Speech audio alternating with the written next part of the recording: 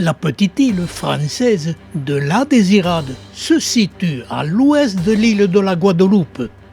En 2008, je rejoignais sur l'île de la Martinique mon ami Jean-Claude Nouguier.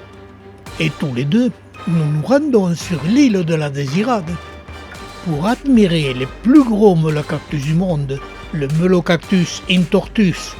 Ils sont imposants par leurs dimensions, mais ils ont un très gros problème de survie. Et dès que nous débarquons sur cette île, nous prenons contact avec une dame passionnée de botanique, mais surtout des Melocactus intortus. Et là, elle nous indique que pour aller voir les melocactus de l'ouest de l'île, il fallait être bien chaussé et qu'il restait très peu de melocactus et ils étaient en perdition.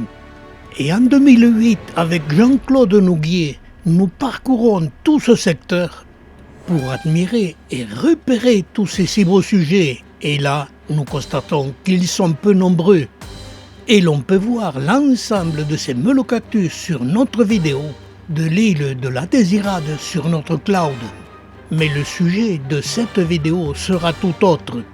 Et à l'époque, avec Jean-Claude, après avoir admiré ces melocactus géants que nous avons filmés et photographiés, pratiquement tous les sujets existants sur ce secteur. Et comme d'habitude, une fois rentré chez moi, j'analyse les images que nous avons faites avec Jean-Claude. Et là, le premier constat que je fais, la moitié des melocactus sont bien malades. Ils ont sur leur flanc de petites taches noires, qui sont des champignons mortels pour ces melocactus intortus. La dame qui nous avait indiqué que dans ce secteur, cette espèce de melocactus disparaissait, car ils étaient attaqués par des champignons et qu'ils avaient fait plusieurs traitements sans aucun succès. Et en effet, quand nous avons terminé sur ce secteur, le constat était plus grave que nous le pensions. Il y avait davantage de melocactus morts que de melocactus vivants.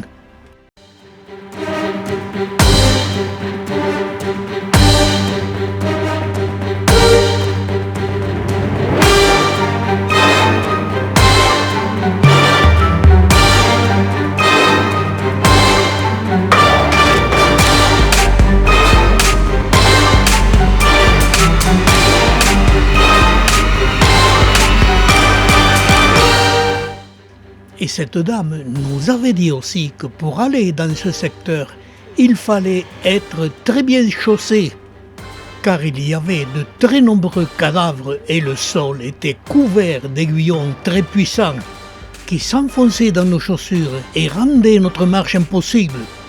Que ce soit pour Jean-Claude ou moi-même, ma collection est constituée à 90% de plantes obtenues par semis.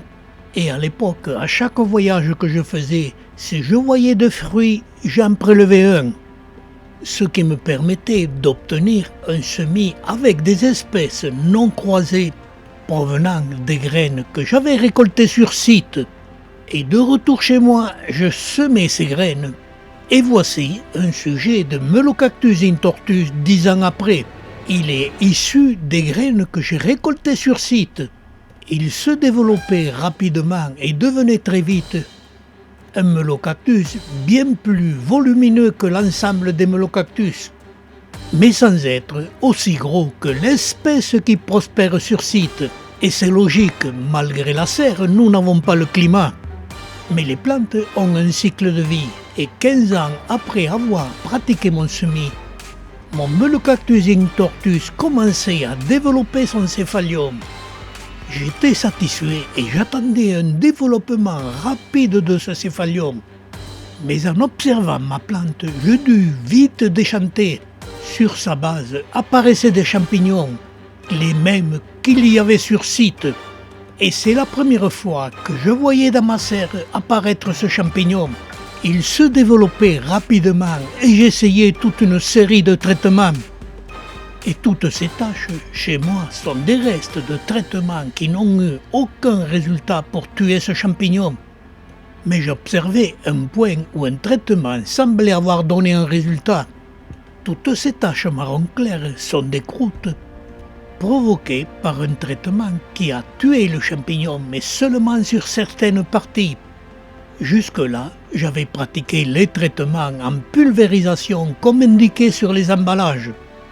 Et voici, en publicité gratuite, les images de l'emballage du produit du traitement qui semblait efficace.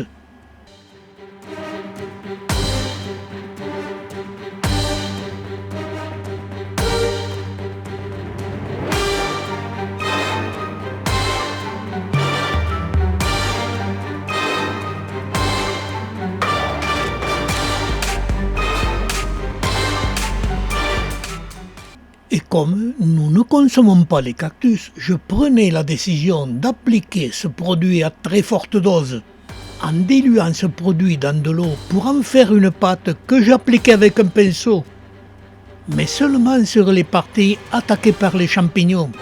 Et tant pis si ce produit tachait les plantes pendant quelque temps. Je voulais pas voir, comme sur site, ma plante disparaître. Surtout qu'en plus, ce champignon paraissait contagieux et qu'il attaquait un melocactus voisin, lui issu du Brésil, et que jusque-là, dans ma serre, il n'y avait jamais eu ce champignon. Et les mois ont passé et j'arrosais correctement mes plantes par-dessus comme je le fais d'habitude.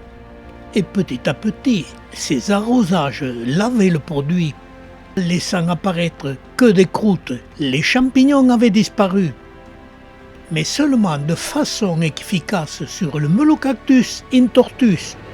Et sur le Melocactus, lui, issu du Brésil, il m'a fallu repasser une deuxième couche, et ce n'a pas été suffisant, il en est mort. Sur le Melocactus intortus, les champignons paraissaient morts, et petit à petit, le produit disparaissait avec les arrosages, en laissant très peu de traces, qui au fil des mois disparaîtront. Et seuls resteront les croûtes des champignons morts.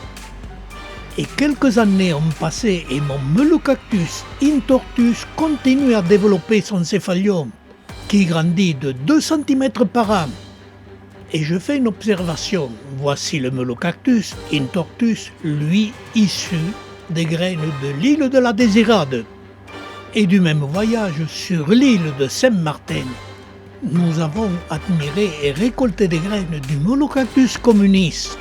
Ces graines ont été récoltées sur site la même année, je les ai semées chez moi la même année, et les images parlent d'elles-mêmes. Conclusion, nous avons un produit très efficace mais qu'il faut passer à très forte dose. Et sans doute qu'il me faudra un jour ou l'autre renouveler. Et cette vidéo nous a prouvé que ce champignon a été amené chez moi par les graines et qui, malheureusement, sur l'île de la Désirade, ce champignon est en train de faire disparaître tous les melocactus de l'ouest de cette île.